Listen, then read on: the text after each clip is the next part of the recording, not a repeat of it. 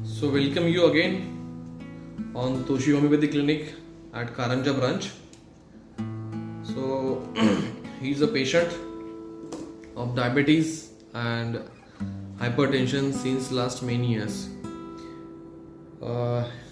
He was working as an officer in Panchayat Samiti on a higher post, and his life was completely under stress and tension. So after his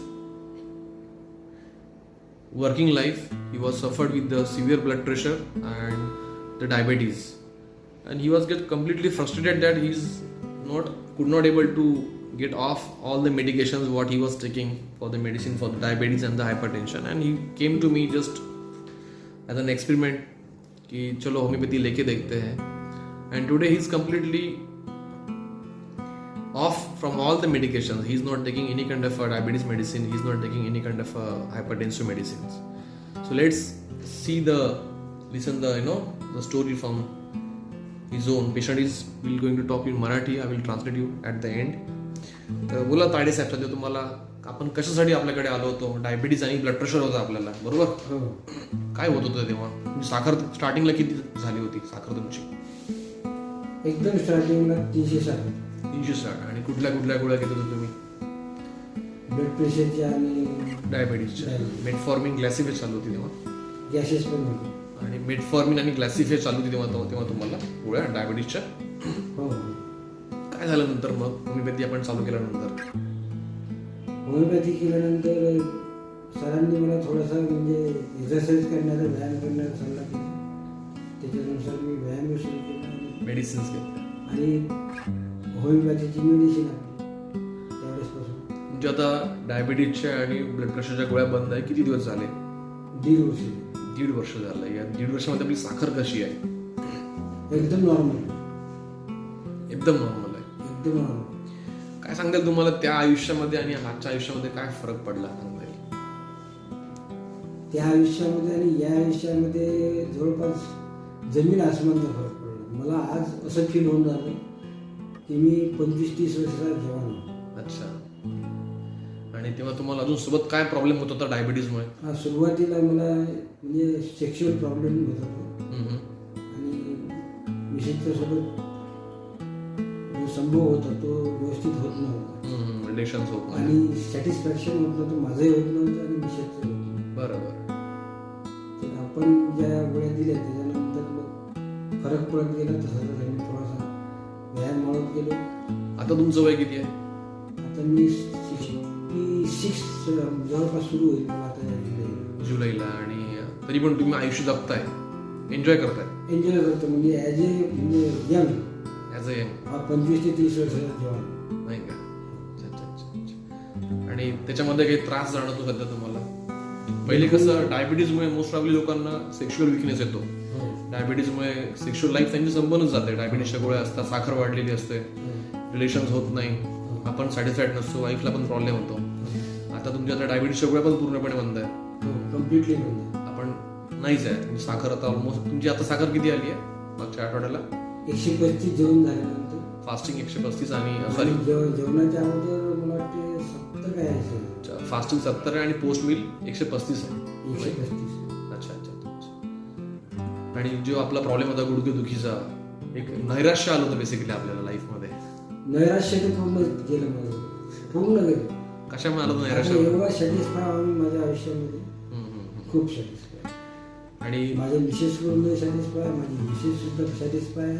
अच्छा. आणि मी सुद्धा satisfy. काय म्हणता येईल वहिनी, कसं आहे सध्या यांचं आयुष्य?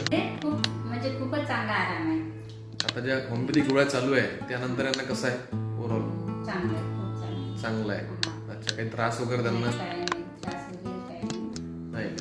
काय सांगते सर तुम्हाला संदेश, जे लोक डायबिटीज आणि ब्लड प्रेशरच्या गोळ्या घेतात त्यांना वाटतं की आता ह्या गोळ्या आता आपल्यासोबतच संपतील बाबा, त्या लोकांना तुम्ही काय सांगू इच्छिता? नियमित व्यायाम आणि नियमित होमिओपॅथीच्या गोळ्या. तुम्हाला असं वाटलं होतं का आपण आपल्या गोळ्या बंद होतील बा डायबिटीजच्या आणि ब्लड प्रेशरच्या? कधीच नाही, स्वप्नातही वाटलं नव्हतं. अच्छा. स्वप्नातही वाटलं नव्हतं, असा विचारही केला नव्हता मी की बंद होतील. कधी तुम्ही स्वतःहून पण साखर चेक केली? गोड खाऊन सुद्धा? टोटली आता 1.5 वर्ष झाले टोटली म्हणजे मी स्वतःहून साखर चेक करतो 2-3 महिन्याला कधी 1 महिन्याला असं वाटायला लागलं की आपल्याला आपलं साखर वाढून राहिली तर मग त्यावेळेस चेक करतो. साखर वाढलेली नसते ती वाढली नसते. नाही मला असं फील होते कधी कधी. अदर दॅन डायबिटीज आणि ब्लड प्रेशर शरीरामध्ये काय चेंजेस झाले? एनर्जी जी होती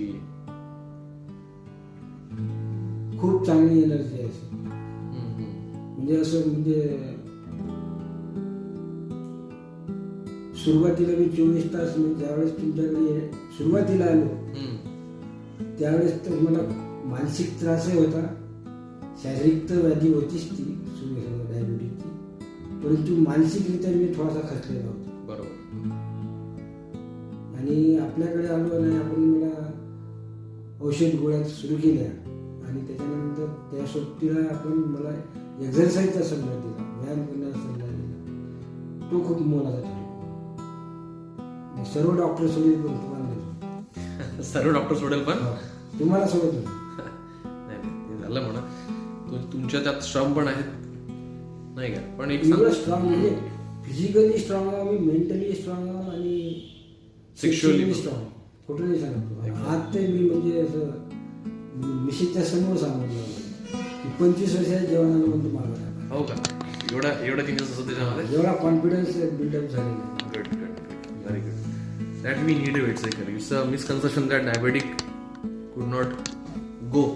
डायबिटीज जात नाही असं खूप लोकांना वाटतं किंवा त्या गोळ्या बंद करता येत नाही असं लोकांना वाटतं. कित्येक लोकांनी सांगितलं विचारलं तुम्ही म्हणता की गोळ्या बंद होतात, गोळ्या बंद झाल्या पण गोळ्या बंद होत नाहीत नाही, असे कित्येक लोकांचा अनुभव आहे. बरोबर. मी म्हटलं मी माझ्या झाल्या आणि तुम्हाला अनुभवाच्यासाठी माझ्यासोबत राहा, तुम्ही 1-2 दिवस पहा गोळी घेते. बरोबर. Exactly. Good. So he is narrating that he has stopped all his diabetes and hypertension medicine. He is only on homeopathic medicine since almost more than 2 years.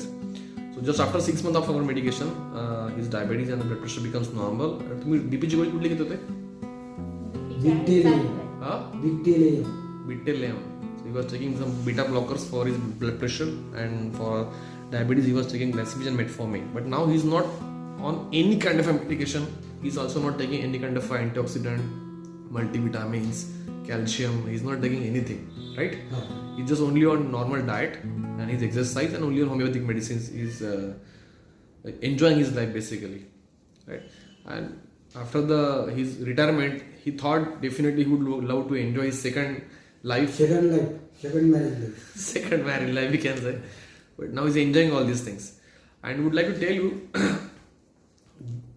this kind of a patient always needs the courage to come in front of the camera and need to tell to the other patients and the homeopathic fraternity and the students and the doctors.